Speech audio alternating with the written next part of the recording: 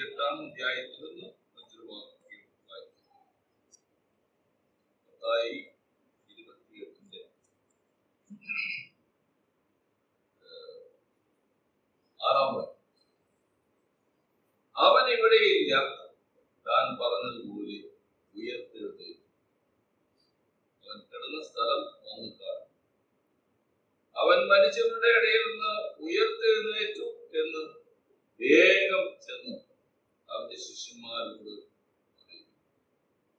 അവൻ നിങ്ങൾക്ക് മുമ്പേ ഗലീലയ്ക്ക് പോകുന്നു, അവിടെ നിങ്ങൾ അവനെ കാണും. ഞാൻ നിങ്ങളോട് പറഞ്ഞിരിക്കുന്നു.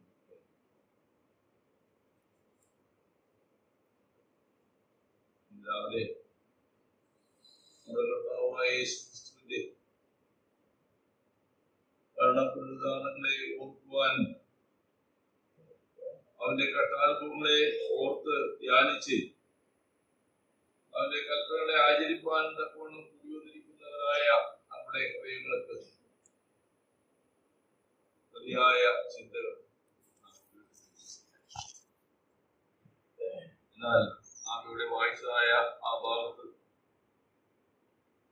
മരിച്ച് അടക്കപ്പെട്ട് കല്ലറ ഉറപ്പാക്കി മുദ്ര വെച്ച്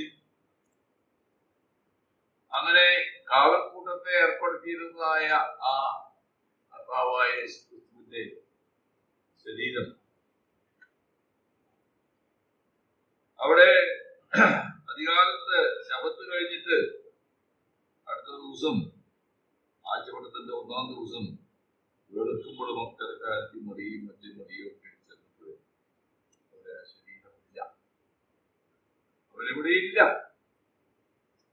താൻ പല പ്രാവശ്യം പറഞ്ഞിരുന്നു 3-ാം നാൾ ഉയർത്തെഴുന്നേൽക്കും. താൻ പറഞ്ഞതുപോലെ ഉയർത്തെഴുന്നേൽക്കും.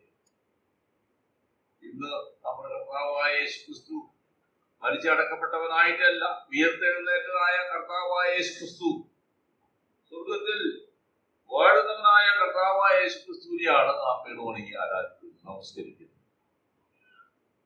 അതിൻ്റെതായിട്ടുള്ളതായ സന്തോഷം നമ്മുടെ ഹൃദയങ്ങളിൽ നിറഞ്ഞു നിൽക്കുകയാണ്. അവന്റെ കഷ്ടപ്പാടുകളെയും അവൻ അനുഭവിച്ചതായ പക്കപ്പാടുകളെയും കുറിച്ച് ധ്യാനിക്കുമ്പോൾ നമ്മുടെ ഹൃദയം വല്ലാതെ നൊന്ത് വിലപിക്കുന്നുണ്ട്.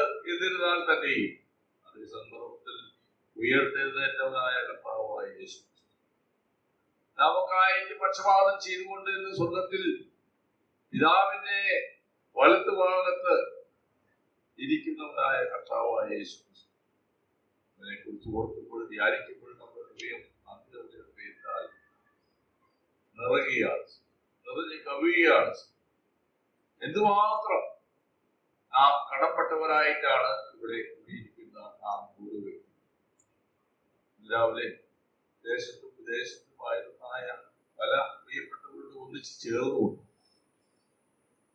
ആ വലിയവനായ കർത്താവായ യേശുക്രിസ്തുവിനെ ആത്മാവിലും സത്യത്തിലും ആരാധിപ്പാനും സ്തുതിപ്പാനും അവതരിപ്പിക്കുവാനും അതിനിടയാക്കിയായ പിതാവായ ദൈവത്തിന്റെ സ്നേഹത്തെ കുറിച്ച് ഓർക്കുവാനും ധ്യാനിപ്പാനും നമ്മെ കൊണ്ടുവന്നിരിക്കുന്നതായ ദേവിയായ ദൈവം കൂടെ ഓർത്ത് നമുക്കും വീണുണ്ടെങ്കിൽ അവനെ ആരാധിക്കാം, നമസ്കരിക്കാം, സ്തോത്രം ചെയ്യാം.